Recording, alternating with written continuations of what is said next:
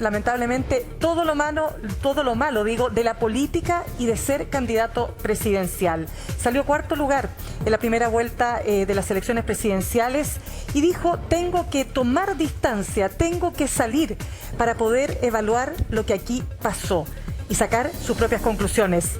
Estamos hablando de Sebastián Sichel, quien se encuentra en una preciosa localidad de Italia. Vamos a pasar ahora a nuestro living que hemos preparado acá. Ángeles, ¿te parece? Aquí lo tenemos, Sebastián. Hola, Sebastián Sichel, ¿cómo está usted? Qué gusto saludarlo, tanto tiempo. Sí, pues, a ver, ¿dónde está Sebastián? Tan lejos, mamá. Qué increíble, estaba tan desconectado que estaba viendo el programa ahora, pero qué gusto contactarnos. No me peinaba hace tiempo, así que hasta me peiné para salir ahora. Muy bien, pues. ¿Dónde está, Sebastián? Estoy en La Spezia, al lado de La Spezia, Lerici, que es una provincia en el norte de Italia, en la costa del norte de Italia. ¿Ya?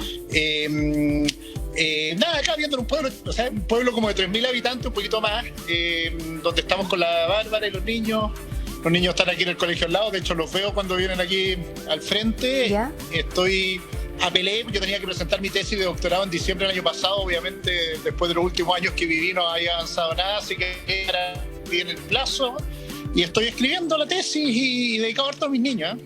Una de las cosas que me cuestioné cuando terminó la campaña fue por qué mi hijo celebraba cuando perdí el más grande, y tiene que ver muchas veces con que uno posterga a la familia, y hoy día le estoy dedicando mucho tiempo a la familia. Ya, y esto solamente copuchanta, porque está preparando su tesis, entonces está terminando entonces este doctorado, está compartiendo con la familia, con Bárbara y con los niños. Pero ¿por qué eligen esa zona en particular? Por dos cosas. Teníamos una gran amiga que es la profesora en Santiago, en el colegio italiano allá, y que es italiana, que vive acá, que nos pudo arrendar este departamento donde estamos. Entonces nos facilitaba la vida de venir acá, y queríamos estar en un pueblo bien chico. Esa era parte de la idea de estar más en familia, de poder caminar, de andar en bicicleta, y nos vinimos para acá. Mis hijos han tenido la oportunidad en la vida de hablar italiano, y les era más fácil también para ellos entrar al colegio acá. Sé que se conectaron ahí y se dio el milagro, la verdad, el milagro que ojalá alguna vez pase en Chile, que el colegio está literalmente ahí al frente. Entonces, el departamento nos permitía estar todo el día circulando juntos como familia. Sí. Lo que es súper bueno también, y mantenerse alejado, ¿no?, de los comentarios, del que te estén diciendo cosas todos los días, también me imagino que suma. Es que a uno le sacan la recresta, la verdad, en política muchas veces, y uno lo hace, y lo hago, y he tenido la oportunidad de hacerlo abiertamente, y gracias por haber tenido la oportunidad de servir, pero a veces los costos los pagan otros, la familia, también hermana acá en Europa que también puede pasar a ver, sí, mis niños, y también te debo. Claro. Tengo harta deuda, que estoy pagando deudas. Sí, pues usted decía que su mujer nunca había estado 100% de acuerdo con que fuera candidato presidencial. A ver, lo primero para preguntarle, porque la lejanía, Italia, el lugar donde usted se encuentra. A ver, primero, ¿qué está haciendo en el día a día? ¿Ha podido recuperarse? Porque la campaña fue brutal, como lo fue probablemente para otros candidatos también. Pero me gustaría saber si esa distancia, ¿no es cierto?, de ese proceso le ha ayudado, y cuáles son sus reflexiones. Muchas, o sea, me ha ayudado mucho. Lo primero, ya lo he dicho varias veces, pero que tiene que ver con el espacio personal. Yo creo que los peores políticos son aquellos que no están conectados con su propia vida, y la política te roba eso, y yo estoy tratando de conectarme con eso. Lo segundo, lo político, cómo la polarización también empantana y ensucia tanto el camino, que nos tiene medio frenados. Yo estaba viendo lo que mostraban ustedes de los cables recién, de postes que existe en Chile, que es una urgencia hace mucho tiempo. Como todos se cuelgan a un mismo poste, tratan de ahorrar costos para no instalar postes en todos lados, y cómo no solucionamos los problemas concretos, y la política termina más empantanada en esta guerra gigante entre nosotros. He leído harto, leí un libro que se llama Polarización, que habla un poco del fenómeno gringo, Estados Unidos, de cómo llevó la polarización. Acá se ve muy fuerte la guerra, acá se conversa mucho de la guerra en la calle. Me he hecho harto amigos italianos, y he visto cómo se están organizando para recibir refugiados. Como el tema migración lo miran de manera súper distinta que nosotros, y están en un desafío grande humanitario de organizarse, y cómo nosotros, la pelea chica de la política, nos olvida del problema cotidiano. Y también analizando los errores de uno, todos los pecados que uno comete en esto, los pecados de soberbia muchas veces, la incapacidad de tener paciencia. Yo me calenté mucho en la campaña muchas veces, pero también de haber cometido errores en mi vida, incluso profesional, de no haber trabajado donde he trabajado eso. Entonces le he dado varias vueltas. Las derrotas siempre tienen eso, te permiten mirarte la guata, mirar el ombligo y pensar más en lo que uno ha hecho y no ha hecho y en qué quiere hacer en la vida hacia el futuro. Y sobre ese puntito nomás, ya que lo dice usted, los errores, ¿habrá sido un error, diría usted, con la distancia viéndolo, ser candidato de la derecha, usted que viene de otro mundo, ¿no? De la derecha tradicional estoy hablando, no de la derecha que usted quería, a la cual usted quería pertenecer, que era más una derecha europea, ¿no es cierto?, más moderna. Es que yo creo que más bien haber confiado en que toda la derecha quería modernizarse, ¿eh?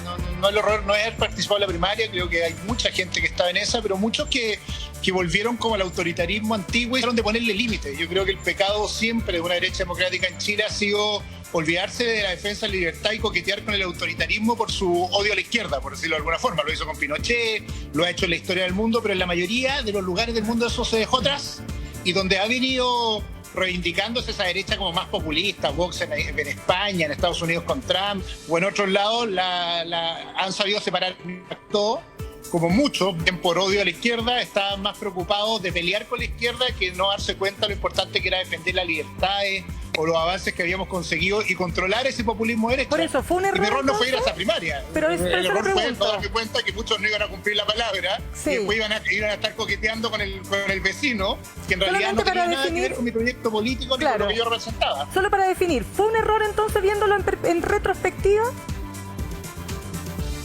La verdad no, Mirna. Mi error fue no haber sido más brutal en el cambio generacional, en haber matado al padre, en haber terminado con el pinochetismo. Yo creo que hay cosas bien importantes que debería haber hecho como líder, que había ganado esa primaria y que fui demasiado cauto. Hasta el final, 2 semanas antes me di cuenta, pero fui medio ingenuo de no haber aprovechado haber ganado esta primaria, para haber dicho, mira, los mismos electores de esta coalición eligieron otro tipo de derecha y aquí estamos jugando otra vez con las dos piernas, con una derecha autoritaria y populista y una derecha moderna y liberal, y yo no haber sido enfático, haber aprovechado el liderazgo. El error no fue no haber ido a la primaria, sino haber sido ingenuo de que muchos en realidad creían en este proyecto cuando estaban como de prestado, como coqueteando al lado. A mí me impactó harto, Mirna, y lo hablamos en algún minuto los dos y con las Ángeles también, de cómo cuando yo le dije a José Antonio Kast muy frontalmente, lo hice público, de que habían requisitos básicos para poder apoyarlo.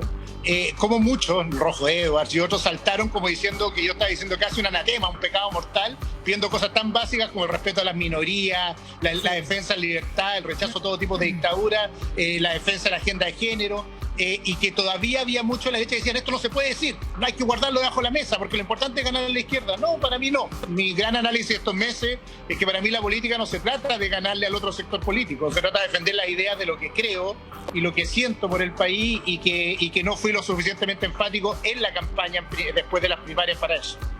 Sí, hubo un cambio ahí, Sebastián, y usted ahora lo está reconociendo, y me llama la atención y lo anoté para no equivocarme, Sebastián. Hubo algo de soberbia. Me calenté cuando no tenía que haberme calentado en términos de mal genio, ¿no? Como que explotó más rápido en algunas cosas. Me confié. Debiese haber defendido más brutalmente la libertad. Y fui muy cauto y muy ingenuo. Cuando usted hace todo este análisis, en una conversación obviamente, ¿no? Hoy día ahora yo le hago el punto de estas palabras que llaman tanto la atención.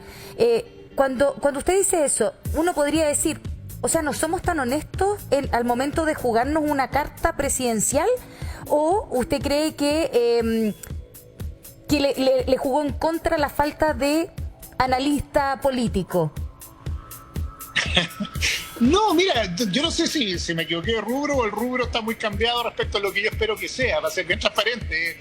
En general, tengo la sensación que en política, la política, y eso tiene mucho que ver con lo que he estado leyendo estos días, la política se ha transformado más en ganar al adversario, en un juego más bien de negación. El otro es el malo, entonces yo tengo que demostrar que el otro es el malo y tengo que masticar y comerme todo lo malo de los que están alrededor mío, porque de eso se trata, ¿cachai? De que ganemos nosotros, como si fuera un partido de fútbol. Pero, y por lo tanto, harto de ese análisis en lo frío, tiene que ver con no darme cuenta que en realidad esto requiere una conversación distinta, que es por qué estamos acá, para que haya un proyecto político. Y eso es un poco el voto rechazo de los chilenos por nosotros. Por eso París, que yo encuentro una aberración, y lo digo directamente, saca los votos que saca, porque está en el voto de rechazo a este debate que más bien parece la enemistad con el otro, que no hemos sido capaces de controlar el contenido. Y ahí viene la idea del rubro equivocado, para no tirarle la pelota al lado siempre. cometí el error grave de no darme cuenta que hay que ser más firme en defender las convicciones al final del día y no jugar tanto al ajedrez en política en esa vuelta. Falta experiencia, ponle como quiera en esta vida, pero bueno, es lo que me tocó enfrentar en esta campaña. Es que ¿sabe por qué se lo pregunto? Porque cuando usted ganó la primaria era como otra persona.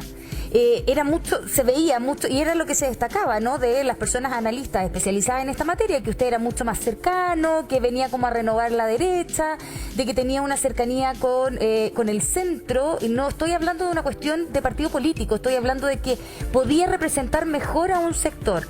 Entonces, pero eso se perdió en la segunda parte. ¿Por qué se perdió? Ahí como que quedó un hoyo y como que aparecen todas estas cosas que no son tan positivas que usted menciona. Sí, no, mira, yo soy una persona del centro y lo he sido toda la vida, y yo creía en un proyecto de centro-derecha que crecía hacia el centro. Se perdió por dos cosas. Los errores propios, que te los digo más allá, y también los errores ajenos. Voy a partir por los ajenos para no ser tanto mea culpa. Había un candidato al lado, José Antonio Caz, que representaba una derecha populista y que le coqueteaba y le seducía a Néstor más que yo. Obviamente, si yo no iba a defender a Pinochet porque no es parte de mi ADN, no es lo que creo, ni tampoco iba a decir que era contrario al matrimonio igualitario porque era lo que yo creía, y por lo tanto me empecé a dar cuenta que era igual que estar en una coalición que algunos miraban más al lado porque sentían que él defendía lo correcto. Y José Antonio Caz tuvo una gran estrategia, que es ir a buscar votos en los fanáticos, donde habían fotos, los antiglobalización, los anti-ONU, los anti-cambio climático, los anti-minoría, y por lo tanto tratar de cosechar en el fanatismo, cosa que no es lo mío, porque yo sí soy alguien que cree que hay que escuchar, que hay que conversar, como una persona del centro va mirando un poco este camino, y no darme cuenta que tenía que cerrar esos puentes al final. Entonces, primer error de esta coalición, de más bien volver a los 80 y coquetear con las ideas de la derecha de los 80 en vez de entender que estaríamos un proceso de hablarle no a los fanáticos, sino a aquellos que estaban mirándome a mí y a Gabriel Boric o a otros como alternativas para tener una mejor vida en el futuro. Lo que querían eran cambios para vivir bien, y nosotros estábamos hablando de Krasnov o de Nicaragua o de no tengo idea. Y después lo personal, y ahí viene el gran pecado, atraparme demasiado en ese conflicto con los partidos, porque si en realidad yo era como Caz o no era como Caz, ¿por qué no era tan duro? Porque básicamente no lo era, y eso me había permitido ganar las primarias. Y obviamente yo representaba una coalición que tenía estas dos almas adentro, una que miraba la modernidad, que entendía que el problema era interpretar esa demanda de cambios de los chilenos. Yo creo que la podemos interpretar, pero desde la libertad. Y la otra que creía que más bien lo que había que hacer era hablarnos entre fanáticos y como ponernos las camisetas de las ideas de derecha y salir a defenderlo eso. Y la gran mayoría de los chilenos no es de derecha ni izquierda, lo que quiere es que el que está compitiendo le diga, oiga, ¿cómo voy a vivir mejor? Lo vimos tanto en tu programa, Ángeles, antes. Si la gente lo que quiere son políticos que le expliquen, oiga, ¿cómo me saca el cable de la casa? ¿Cómo vivo mejor? No es lo que estábamos viendo recién. Yo creo, por ejemplo, que desde la libertad, que de lo cotidiano, que de la defensa de la autonomía de las personas, etcétera, pero me perdí esa discusión, y eso es un error obvio, mío, ni de los asesores, nada mío, porque tenía a los partidos alrededor y estáis rodeados de un análisis que está más preocupado de la pirotecnia de la política y no de la conversación cotidiana de las personas. Bien, pues Sebastián, usted dio una entrevista bien importante. Me siento hablando como un jubilado, ¿eh? Oiga, usted dio varias entrevistas, pero hay una que nos llamó particularmente la atención, que fue la del 22 de enero. Queremos pasar justamente a rememorar algunos aspectos de esa entrevista. Esto fue en la revista El Sábado del Mercurio, 22 de enero de este año. Aquí estoy con Francesco Garcela. ¿Qué tal? ¿Qué tal, Sebastián? Segundo... No le vamos a poner round. ¿Para qué le vamos a poner round todavía? ¿No es cierto? No. Segunda estación. Segunda estación. Oye, ¿puedo decir algo? Pero por favor. Yo no sé cómo lo estará haciendo Sebastián Sichel con el control del peso, porque está en una zona donde la focaccia, la pasta fresca, la salsa de nuez, el pesto, el vino. Así que, yo creo que, ¿cómo lo está haciendo allí? Porque es difícil. Obviamente, ¿no? Yo estoy andando en bicicleta como loco todas las mañanas. Esa es mi única forma. Bien. Y por cada 3 platos de pasta me como solo 2. Bien, porque aparte comen pasta. Hay un plato de pasta primero y después viene el fondo. La proteína con el carbohidrato. Así que debe estar comiendo como loco en la Liguria. Déjame aclarar lo que dice Francesco, porque uno llega a casa. Escuchen ahí, uno llega a una casa y te dicen, te sirven la pasta que se llama primi piatti, y uno la come y piensa que ahí se acaba, ¿no? Y es verdad, y después llega un pedazo de carne con una papas o con algo y es el segundo Piatti. Y entonces, por lo tanto, comen mucho más de lo que uno está acostumbrado, pero hacen más deporte. Y aquí además todo cerro, entonces además uno camina y se mueve. Por eso lo decía, porque no es menor el tema de la comida en el sector donde estás viviendo tú ahora. Ahora, tenemos esta pantalla gigante justamente donde Mirna decía, queremos convocarlo a usted a ver algunas de las frases célebres de estas últimas entrevistas, para también tratar de entender justamente lo que estaban ustedes conversando recién. Y acá tenemos una que la voy a pasar a leer, ¿no? Los que polarizaron la elección hacia la derecha son los que hicieron que ganara Boric. Esto es la revista El Sábado, el 22 de enero de 2022. ¿Qué pasó aquí? ¿Por qué nos dice eso, Sebastián Sichel? Mira, profundizo lo que hablaba con Ángeles. Es bien evidente que una estrategia que polariza la elección, que es lo que usó más José Antonio Kast, y también en su minuto Gabriel Boric, aunque después en la segunda vuelta se movió, le busca hablarle a los fanáticos que ya está convencida, la gente que se levanta en la mañana y dice soy de derecha, muero derecha, duermo derecha, que es un pequeño porcentaje de la población, pero que electoralmente es muy relevante, pero en particular en el mundo de la derecha comete un pecado mortal, que es básicamente la gente menor de 40 años es mucho menos polarizada y tiene agendas del futuro que le importa mucho. El cambio climático, que es lo mismo que me importa a mí, vieran aquí la conversación, tengo 7 basureros acá para diferenciar la basura y creo que uno de los temas más importantes del futuro, la agenda de género, ayer fue el día de conmemoración y es importante entender esto, o las reformas para que tengamos una sociedad más justa al final del mes. La derecha lo que hizo en su minuto con la apuesta de José Antonio Kast fue polarizar la discusión hacia el otro lado, a la derecha tradicional.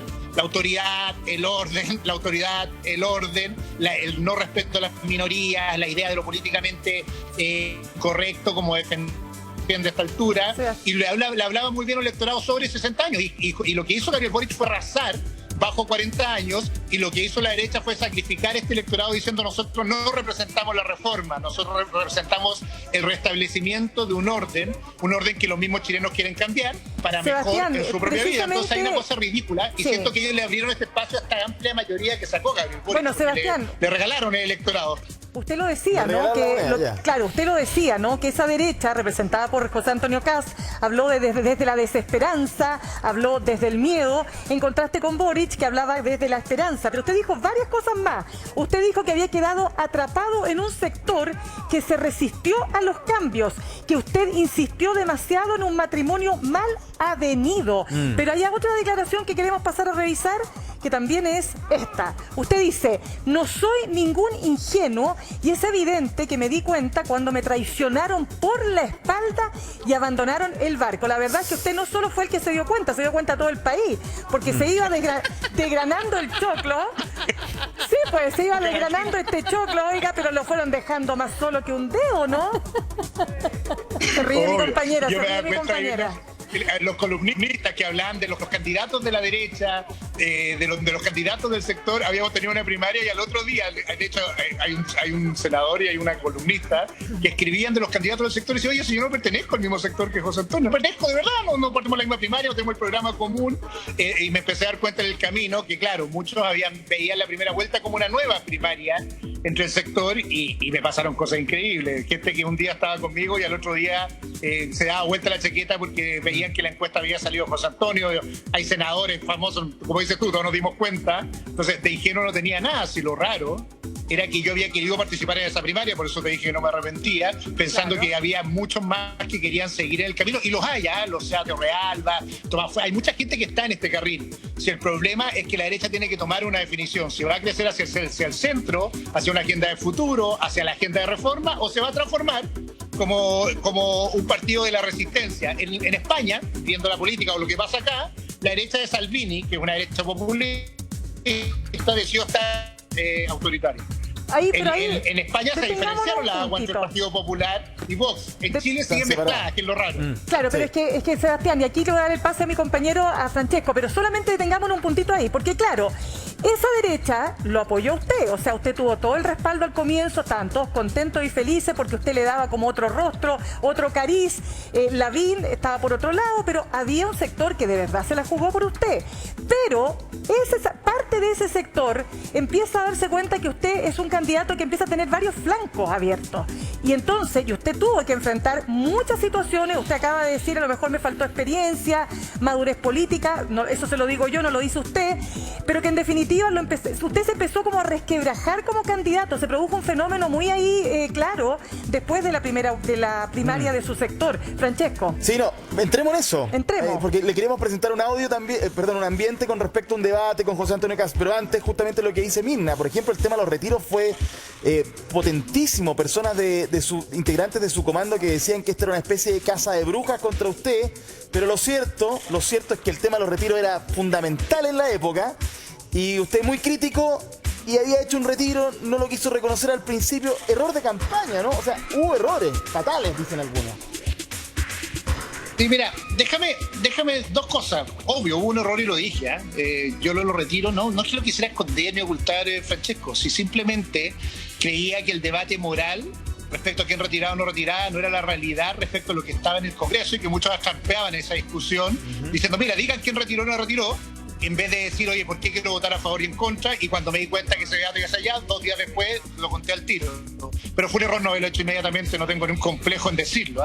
Pero sí fue contrario al retiro y creo que era una mala discusión el cuarto retiro y así lo dijeron todos los candidatos. Lo que pasa es que la gran diferencia mía es que yo sostuve la posición porque creo que era incorrecto, porque finalmente no sabemos qué va a pasar con las pensiones futuras. El error o la inmadurez política puede ser que quizás me haya quedado callado o haberme arrancado fuera de Chile en esos días que hicieron otros candidatos, pero en mi caso no funciona, porque el cuarto retiro sí fue una forma de muchos candidatos para el Parlamento de comprar votos y manejar irresponsablemente la campaña, y yo no estaba sentado ahí para eso. Y lo segundo, Francesco, la misma y entiendo a la gente que retiraba la plata, ojo con eso, Francesco, porque la humanidad, y eso es lo que le falta a la derecha, es entender que la gente necesita esa plata, pero como siempre defendí eso, tenía que venir de apoyo del Estado y no de los ahorros individuales de las personas. Y lo último de esto, no la tengo más con esto, que tiene que ver con lo que pasó, sí, pero también, ojo, hay una forma de hacer política, y lo viví apenas gané la primaria, que particularmente la gente más de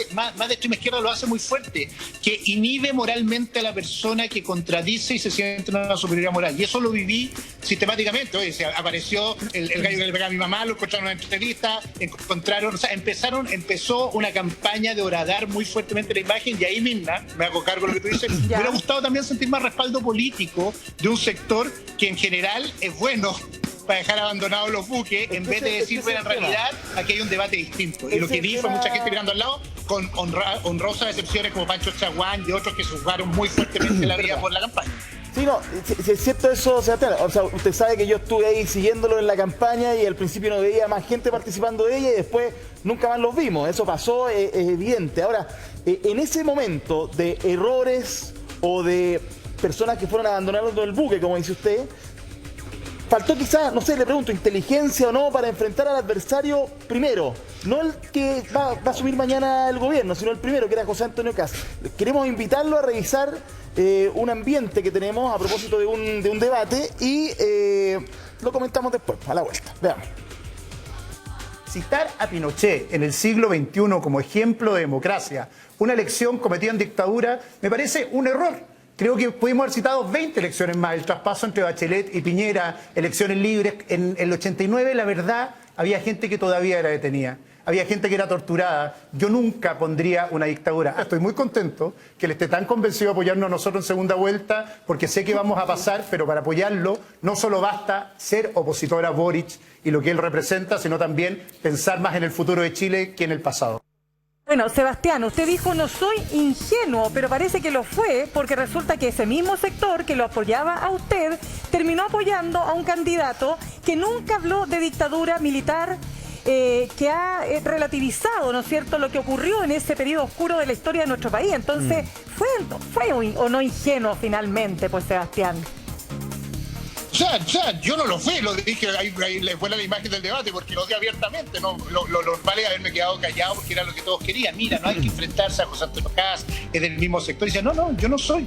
Yo si algo estoy orgulloso de mi de mi historia política, es mis credenciales democráticas. No hay dictaduras buenas para mí, ni de izquierda ni derecha, y por lo tanto ese es un desde para mí en democracia. Lo mismo pasa con el respeto a las minorías. Yo puedo tener una idea, una concepción del país, pero no creo que haya minorías que deban ser sacrificadas por el bienestar de las mayorías nunca.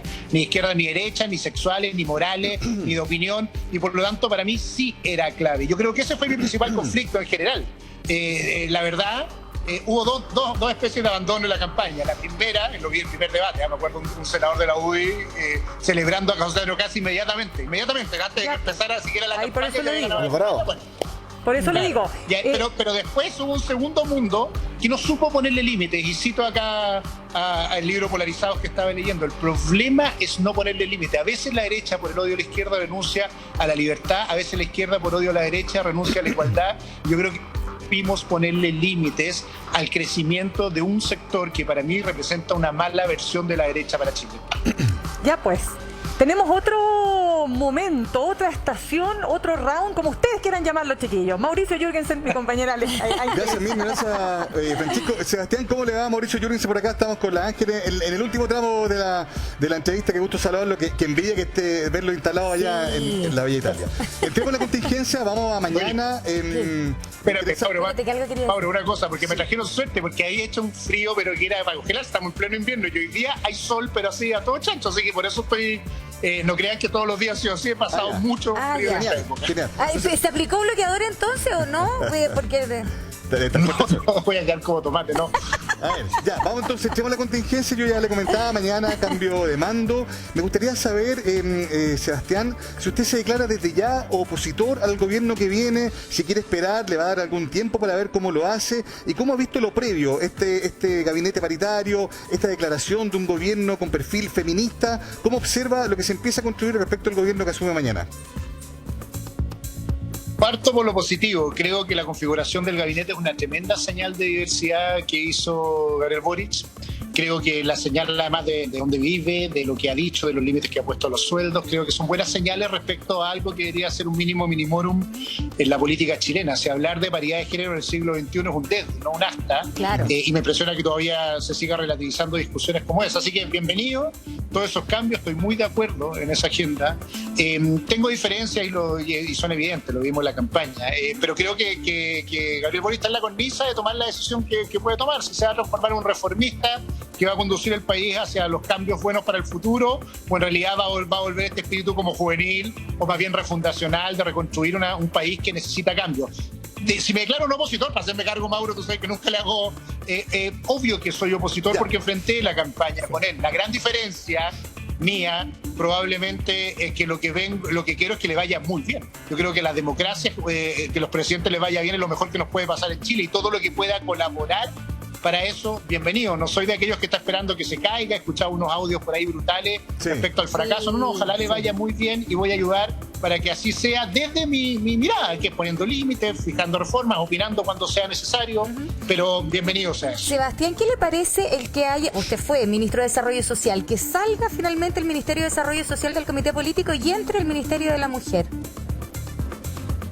Me gusta mucho que entre el Ministerio de la Mujer, me gusta muy poco que salga el Ministerio de Desarrollo Social. No tengo idea porque si en el cambio uno por uno pueden haber sido las dos cosas. El tema pobreza y fragilidad de la clase media es el tema uno en Chile.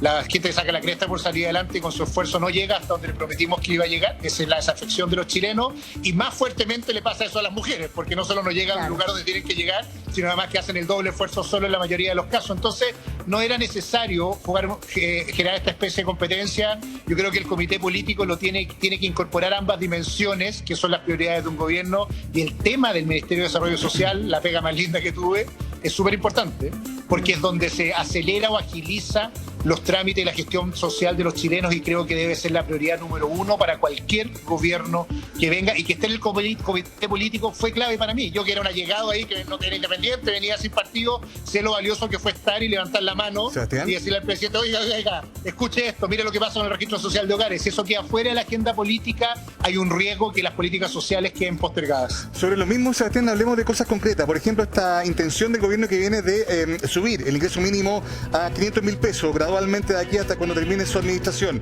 ¿Lo ve posible? ¿Lo cree sensato? ¿Lo considera real, tomando en cuenta la situación del país, además? Lo considero bueno. innecesario. Yo creo que poner a los salarios es básico en Chile, que creer que el mercado va a regular eso solo no va a funcionar, pero no sé si es sensato con la situación económica actual del país y por lo tanto me gustaría mucho más escuchar cuál es la verdadera predicción, no la expectativa, la esperanza de cuánto podemos llegar, pero sí avanzar hacia eso 100%. Yo creo que esto solo se va a fijar en las reglas de la competencia, en no entender la asimetría de poder que tiene un ciudadano cuando negocia laboralmente. Lo que pasa es que lo que hay que hacer ahí, Mauricio, y esta es la seriedad respecto al debate constitucional y lo que viene, es ver la viabilidad real de ese proyecto. Yo ojalá sea lo más alto posible, ojalá cerca de los 500 mil pesos, pero veo que el Estado está bien quebrado, y lo viví como ministro y por lo tanto no sé de dónde, porque acuérdense que se ajusta el salario público y se ajusta el salario privado. Van a estar los recursos para eso y que la economía está pasándolo mal y lo va a pasar mal particularmente con la Ucrania estos días, no solo por los chilenos, la acción comercial que tenemos con Rusia y con otros países que están en conflicto.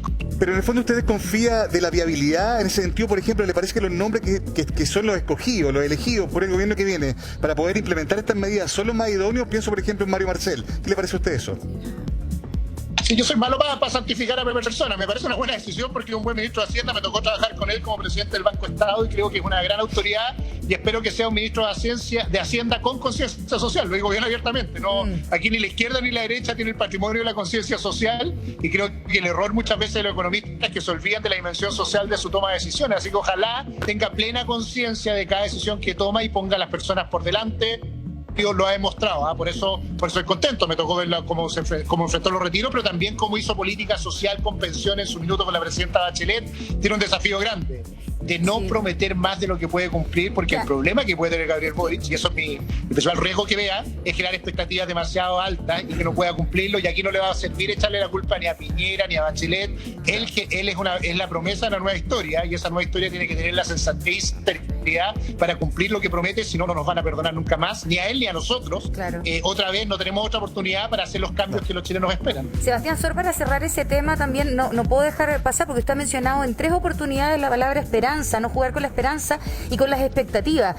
Dijo que teníamos un Estado quebrado. Entonces, dicho todo lo anterior, estamos con la pensión garantizada universal que trata de mejorar y que mejora sin duda las pensiones de nuestras personas mayores, pero todavía no es suficiente. No hay una reforma a las pensiones propiamente tal. Y además estábamos hablando del sueldo mínimo garantizado que podría llegar a los 500 mil pesos. Entonces, ¿hay plata real como para poder poner todo esto sobre el tapete? ¿Y qué tan peligroso es, a su juicio, que se quiebre esa esperanza o esa expectativa? Uy, aquí he hecho menos mi pizarra para explicarlo, pero si fuéramos una familia, Ángeles, nosotros tenemos más o menos entre 30 y 40 pesos de deuda por cada 100 pesos que recibimos de plata. Eso es más o menos el cálculo del mediano plazo. Estoy haciéndolo lo más simple posible y por lo tanto, igual que cualquier familia, si no ganamos esos 40 pesos más, no tenemos cómo pagar lo que tenemos hoy día de gasto. Mira qué importante entenderlo así. Entonces Chile tiene que crecer para poder generar más ayudas sociales, que debería ser la prioridad. A mí me da miedo cuando veo las discusiones sobre la nacionalización del cobre o todas estas discusiones, no porque no me parezca ideológicamente, sino de dónde sacamos plata para hacer todo eso que se promete cuando no hemos satisfecho los básicos, que son las pensiones y los sueldos básicos en Chile. Entonces no hay. ¿Qué tiene que hacer Chile? Desesperadamente crecer. ¿Cómo crecer? Ojalá no con grandes empresas, sino con alto desarrollo de emprendimiento. Yo creo que eso debe ser una apuesta gigante. Otra cosa que me saco el sombrero por lo que hizo Gabriel Boric, el nombramiento de José Miguel Benavente en Corfo. Tengo todo el respeto, yo estuve ahí y creo que es una gran salida, pero el apoyo al emprendimiento va a ser clave, dar señales de estabilidad en el mediano plazo, porque Chile el Estado requiere recaudar más para distribuir más, si no, no hay cómo. Y yo creo que esa es la prioridad número 1 en el camino que viene, y la segunda es que el Estado no se lleve la plata en burocracia, por favor, y que siga con las ideas buenas que hizo este gobierno y que me tocó ser parte también, el ingreso mínimo garantizado, el ingreso familiar de emergencia, o sea, con transferencias directas que le lleguen al bolsillo de las personas y no se queden atrapadas en el marasmo de la burocracia. Sebastián, está terminando, usted mismo lo dijo, o sea, me dijo 2 cosas. No le quito el poto a la jeringo las preguntas, así que aquí va una.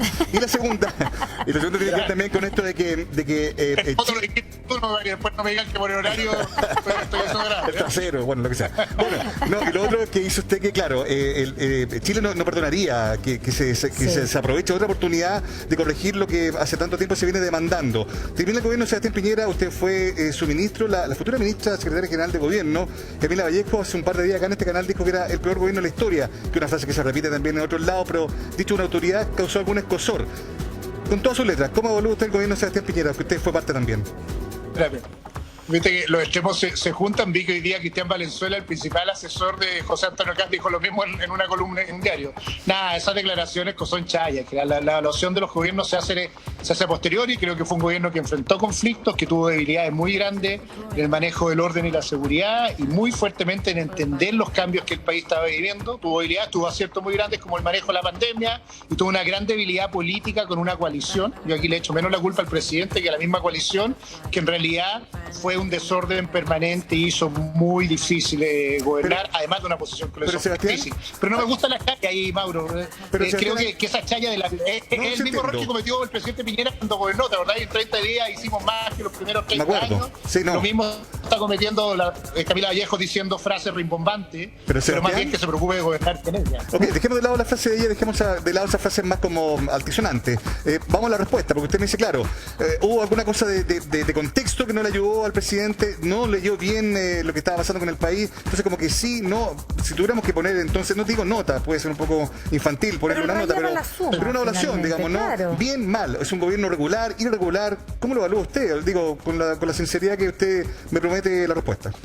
No, gobierno regular, que no pudo enfrentar esos de cambios que Chile necesita, y por lo mismo tuvo aciertos y desaciertos. Lo único que no comparto lo que está en la palestra es echarle la culpa a Sebastián Piñera. Yo creo que ahí hay un diagnóstico que tiene que hacer la centro-derecha bien profundo. Creo que gran parte de las debilidades de este gobierno tuvieron que ver con ello. Sí, eso es verdad. El presidente hizo lo que pudo por esto. Y lo digo abiertamente. Creo que personalizar es parte de como esta idea como monárquica que tenemos los chilenos de creer que el problema lo tuvo él.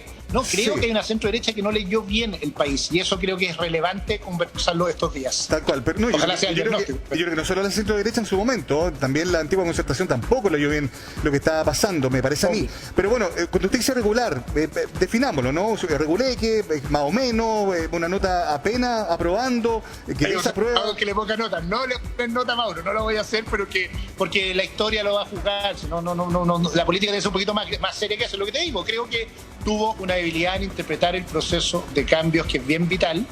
Tuvo mucho, lo veo acá, ¿sí? Lo que tuvo un acierto fue con el manejo de la pandemia. Sí. Yo aquí, viendo los tasas de vacunación, lo que pasa en general, lo que pasa con el Green Pass, es bien impresionante como el orgullo que genera los datos de Chile respecto a esto. Y creo que además, en su minuto, fue frágil en enfrentar el debate con la izquierda en el sentido político. Es decir, ¿sabéis qué?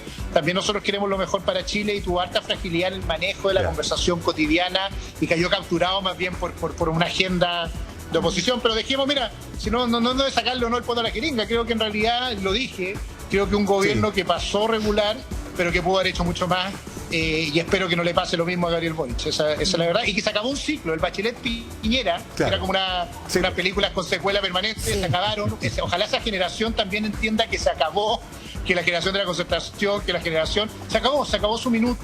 Interpretar los cambios de Chile en los 90, también llegó la hora como de matar el padre, de que se jubile una generación que tiene entre 70 años, que fue muy importante para la recuperación democrática y para la construcción de acuerdos, y que entienda que su interpretación del país se parece más a la historia de los 90 que a la historia del siglo XXI, y que hay muchos más que podrían hacer eso, y que tienen que conversar. Generaciones que están entendiendo el problema desde otra dimensión, y ¿sabes qué? Tienen menos trauma. Si el problema es esa generación que está traumada, que no puede conversar, porque se odian, porque fueron marcados por sus peleas en los 90, porque no se respetan, y creo que también es bueno entender que se acabó un ciclo y empezó un nuevo país, y que ojalá nos toque, los que somos oposición, los que son gobierno, entenderlo de manera distinta. Sebastián, cuando usted dice ojalá que Gabriel Boric o el gobierno de Gabriel Boric no se equivoque, ¿cómo interpreta usted el que ya hayan dicho, sin ser gobierno, no solamente electos, que hayan dicho que no van a seguir, por ejemplo, con la con el estado de excepción en la zona macro, zona sur, cuando hay un nivel de conflicto, de inseguridad y también de demandas, ¿no?, que no están sanadas todavía? Que ojalá no tengan el pecado de soberbia. Otra cosa es con guitarra, que hay que estar en la calle y entender lo que pasa a la gente. Lo de la Araucanía para mí es brutal. Hay un problema urgente de dejación del pueblo mapuche durante siglos, y también hay un problema urgente de dejación de seguridad para aquellos que viven cotidianamente y se sacan la cresta con la agricultura. Y son dos problemas que tienen que ser enfrentados por el Estado. No es el uno o el otro. Ambos gobiernos, ambas posiciones políticas han cometido el error de creer que o se arregla un problema o se arregla el otro. Y yo creo que adelantarse a esas decisiones es un error. grave, porque se requiere que la ministra vaya, que esté en terreno, que converse con los agricultores, que entienda lo que no es dormir tranquilo, lo que es el conductor, para tomar una decisión razonada y no politizada respecto al estado ¿Pero de usted excepción. hubiese seguido El con el estado de estado de excepción excepción, Sebastián? Yo habría seguido porque creo que el deber uno del Estado es brindar seguridad. Esa es la pega número uno para la Araucanía, ojo, y también para gente que vive encerrada por el narco en varias comunas de Santiago. Y si el Estado no hace esa pega, no sirve para nada. Y para eso se crearon los Estados, para proteger a los ciudadanos de la amenaza externa. Aquí en Italia uno ve como la gente construía sus casas en las puntas de los cerros porque se robaban en los señores feudales, y cuando se organizaron los Estados era para brindarle seguridad y que la gente viviera tranquila. Y por lo tanto ahí no hay izquierda ni derecha, ahí lo que hay es un deber moral del Estado de brindar seguridad, y creo que la Araucanía se necesita, pero ojo, que la Araucanía no coma tampoco la mirada sobre lo que está pasando en muchas poblaciones de Santiago, en muchos barrios de Santiago con el narco, y ahí hay que hacer lo que hay que hacer, y para eso están Carabineros y la seguridad pública. Sí, E inteligencia también, que también porque estamos si no, al debe. más detenciones, pero poca claridad de quiénes Claro. son los que hacen estos actos vandálicos, no ayuda mucho. Y eso lo estamos viendo más seguido de lo que quisiéramos, Sebastián. Volvemos con Mirna Schindler y Francesco Gazzella. Así es, pues. Bueno, Sebastián, no queda nada prácticamente, ¿no es cierto?, para el cambio de mando mañana, ¿no es cierto? Que el recambio, no solo el cambio de mando, sino que el recambio generacional. Este es un año de muchos cambios, y también el año donde se va a votar una nueva constitución. Más allá del detalle de si la norma, la no norma, hablando de lo que se ha aprobado hasta ahora, de lo que ya fue aprobado y que va a ser parte de la futura Carta Fundamental, si es aprobada a su vez por la ciudadanía. ¿Con qué se queda usted de esta discusión o de este gran tema para el país como es una nueva constitución? Mira, ayer escribí una columna de eso. Yo tengo una preocupación, Mirna. Yo soy de aquellos que dijo que estaba a favor de la construcción de la nueva constitución, que era necesario, así que ahorrémonos de ese debate moral de que como que hay unos que no quieren reforma y otros que no quieren reforma. Yo estoy convencido que tenemos una oportunidad histórica y que los que están sentados ahí tienen una tremenda responsabilidad, que es construir el libro del futuro del país. Y siento que se han tomado esta responsabilidad muchos de manera bastante irresponsable.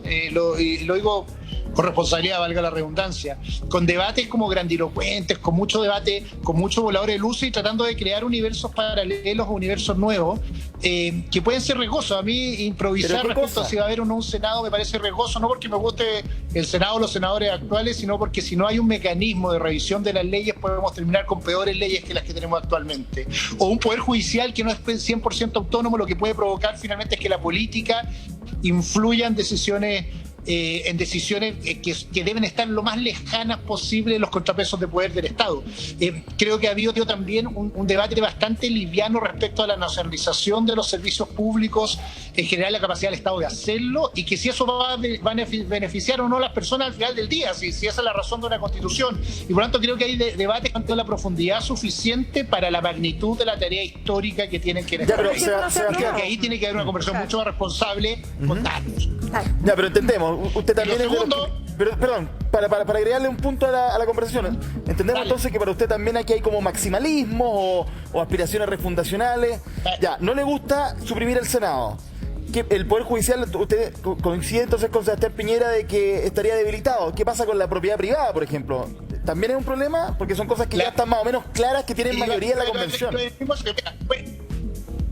Voy a explicarlo como con la pizarra. Diciendo, mira, constituciones nacen en el mundo para proteger a los ciudadanos frente al abuso del poder. La primera constitución es la Carta Magna, o la primera en Inglaterra, que le decía al rey, la aristocracia en ese minuto, oiga, ¿sabe qué? Usted no puede hacer lo que quiere con mi propiedad y con mi vida, ni cobrarme los impuestos que quiera. Y así surgen en todos lados las constituciones. La primera dimensión es proteger a los ciudadanos, porque nosotros elegimos a alguien que tiene todo el poder del mundo, y lo que tenemos que hacer es ponerle la mayor cantidad de limitaciones posible. Perfecto, y además, pero ¿cuál es el problema se con la descubrió en la historia que era hasta mejor ahora? tener poderes separados. Oye, que se equilibraran, que el poder judicial, el poder legislativo equilibraran el poder. La Constitución está rompiendo esos equilibrios en la discusión actual, y por lo tanto está debilitando nuestra libertad.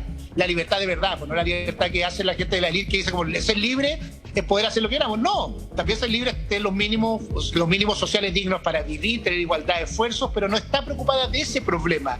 Está preocupada solo del problema del poder, de cómo la Asamblea nueva, que va a ser una nueva mayoría, va a controlar el Poder Judicial, va a ser la única y autónoma, sin un Senado que revise, y por lo tanto lo que veo es que más bien hay gente que se está vistiendo de nuevos poderes, que sueñan el futuro Pero ser Sebastián, diputados, estar en esa Sebastián. Asamblea, y controlar el resto del poder. Sí, pero yo prefiero por eso mil veces claro, por una eso, conversación al otro lado del mundo. Claro, pero yo por eso le decía a Sebastián, porque tenemos que avanzar, por eso yo le decía que de lo que aprobado, lo que está aprobado hasta ahora, porque por lo menos en el tema uno podría decir, estoy de acuerdo no con que haya un sistema de justicia nacional y otro indígena, que eso es discutible, pero nada hasta el minuto de lo aprobado. Le estoy diciendo lo aprobado en plenario, lo que va a quedar escrito en la Constitución, pone en riesgo la independencia del Poder Judicial.